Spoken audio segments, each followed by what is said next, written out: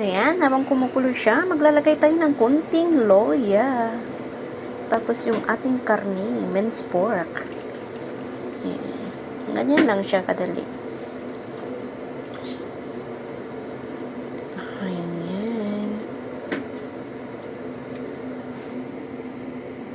Ayan, haluin natin.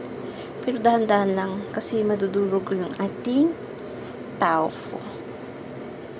After that, ilalagay na natin yung ating seaweeds. Ayan. Yan yung ating seaweeds.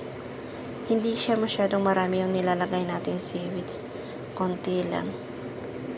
Parang maparami ata yung soup ko ngayon Kasi masarap to Ayan.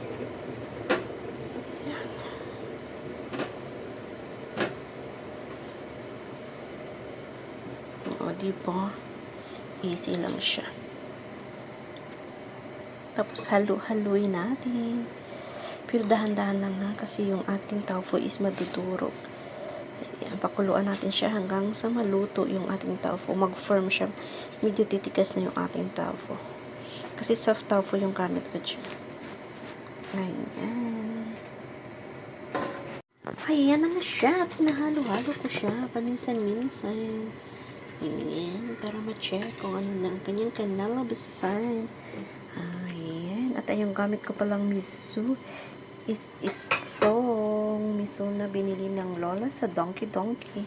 Ayan siya. Ayan. Masarap tong klaseng miso. Diba? Yummy. Charan!